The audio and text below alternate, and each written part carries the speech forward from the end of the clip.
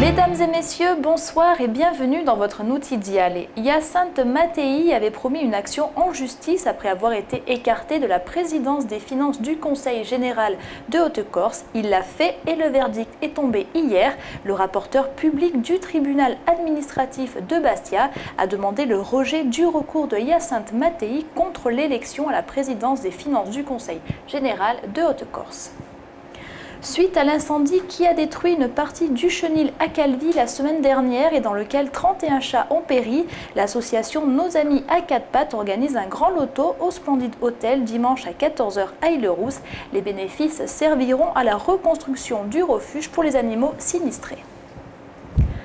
Pierre-Olivier Ganton-Orsini travaille le verre, il est maître verrier, il vient d'ouvrir son atelier galerie à Île-Rousse. Cela fait un mois qu'il est installé dans la cité Paoline, mais plusieurs années qu'il exerce, il a appris ses différentes techniques de travail auprès de sa mère, Vanina Orsini, mais aussi auprès de maîtres verriers au Canada et aux États-Unis. Il réalise des objets en verre de toutes sortes, mais aussi des vitraux. Il nous explique sa manière de travailler, on l'écoute. Pour créer n'importe quel produit que je réalise, je pars de verre. Il existe différents types de verre, comme je l'ai expliqué. Donc du verre classique pour faire du vitrail, donc du verre antique, cathédrale ou du verre Tiffany.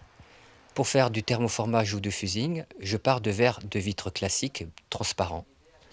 Et pour faire donc ces produits-là, en thermoformage et en fusing, je prends des colorants, des poudres que je colore, que je mets par-dessus le verre, et en chauffant, ça pénètre dans le verre. Pour réaliser un vitrail, donc, je pars de verre déjà coloré dans la masse, à partir de certains verres qui sont de différentes sortes, comme du verre cathédrale, du verre antique et du verre Tiffany.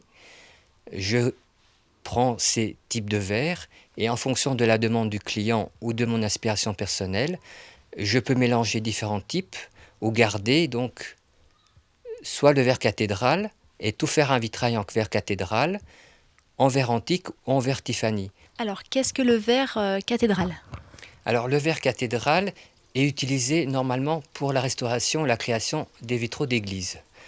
La particularité du verre cathédrale, c'est qu'il est légèrement gondolé, un petit peu comme des vagues.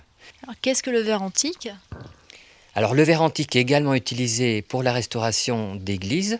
Simplement, la différence, c'est qu'il est complètement plat et les couleurs sont toujours uniques dans le verre.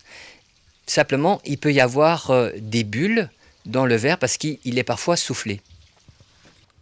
Pour faire par exemple une restauration d'église ou pour créer un vitrail d'une maison, je peux mélanger les différents types de verre pour donner donc différents styles et donner du volume et mélanger différentes textures de verre, ce qui donne vraiment au vitrail quelque chose d'unique et de particulier. Quel verre utilisez-vous le plus pour réaliser un vitrail ? Alors là, tout dépend de la demande du client. Si les gens veulent garder une certaine transparence, on privilégiera du verre cathédrale, du verre antique, avec un petit peu de verre Tiffany. Si les gens veulent que le verre soit, qu'il n'y ait pas de transparence véritable, on va principalement utiliser du verre Tiffany. Quelles sont les étapes à la réalisation d'un vitrail ? Alors pour réaliser un vitrail, il faut partir d'abord d'un dessin. Ensuite, je fais un gabarit à la bonne échelle. Et ensuite, je commence donc à découper mes morceaux de verre en fonction du gabarit, en fonction du dessin que j'ai réalisé, sachant que le dessin est dessiné en dizaines ou centaines de morceaux en fonction de la taille. C'est comme un puzzle, on assemble les morceaux les uns après les autres. Simplement, la particularité d'un vitrail, si j'utilise du plomb, donc chaque pièce sera sertie de plomb. Si je fais un vitrail à la technique Tiffany, chaque pièce sera sertie de cuivre. Et ce qui est identique au plomb comme au cuivre, c'est que pour souder toutes ces pièces les unes aux autres, pour qu'elles tiennent, j'utilise de l'étain. C'est un travail de longue haleine ? Oui, effectivement, pour faire un vitrail, les gens ont l'impression qu'il faut 2 jours, 3, 4 jours. Pour faire un vitrail, je dirais de taille moyenne, d'1,20 m sur 50-70 cm, il faut parfois jusqu'à 3 semaines pour le réaliser. Ça peut demander parfois 1 mois, 2 mois, mais en général, bon, il faut compter entre 1 semaine et 3 semaines pour un vitrail de taille moyenne. Si c'est un petit vitrail, bon, ça peut demander 3 jours. J'ai des lampes d'enfants, bon, il faut à peu près 3 jours pour les réaliser, 2-3 jours. Est-ce que vous produisez plus de vitraux pour les églises ou bien pour des particuliers? Alors actuellement sur la Balagne ou sur la Corse même, le vitrail est encore peu développé. Il y a un fort potentiel donc à réaliser aussi bien au niveau des particuliers, pour tout ce qui est portes, fenêtres ou des séparations de pièces, et pour les églises, donc évidemment, on peut faire donc beaucoup de restauration et de création. Là, c'est une demande en fonction donc du potentiel des mairies ou du clergé. Mais maintenant, les églises dépendent plus des mairies et donc il y a un appel, un potentiel important à réaliser, je pense, parce que beaucoup d'églises en Corse n'ont pas de vitraux. Mis à part le vitrail, qu'est-ce que vous réalisez dans votre atelier?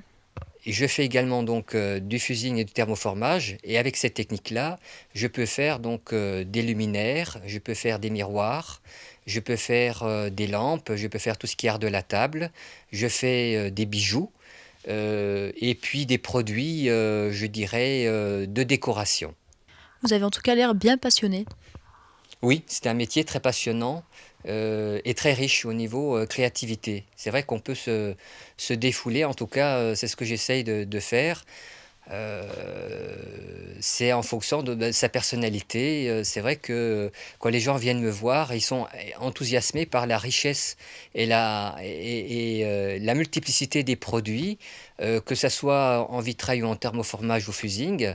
Et c'est vrai que je n'ai que des compliments jusqu'à présent. Bon, j'essaye de faire de mon mieux en tout cas. Images d'Angersini. On termine ce journal avec l'agenda culturel du week-end. Le village de Feliceto vous invite à partir d'aujourd'hui à son festival Contes et légendes des peuples des montagnes du monde. C'est la première édition de ce festival. Il commence aujourd'hui et se terminera demain. Ce soir, à Calvi, le groupe Ufiado Montes sera en concert à la Citadelle à 21 h. Toujours à Calvi, samedi, débuteront les rencontres d'art contemporain. Pour cette 16e édition, le thème sera Corsica Italia Nostra Cultura, au programme exposition de photos, sculptures et céramiques jusqu'au 31 août. Au spa du Haïle-Rousse, la peintre Laura Sansonnet y exposera ses œuvres et vous invite à son vernissage à partir de 18 h 30. C'est la fin de ce Noutidial et merci de nous avoir suivis. On se retrouve demain pour le Septiménal qui reprend toute l'actualité de la semaine et mardi dès 19 h 30 pour le retour de l'info. Bonne soirée sur Télépaïse.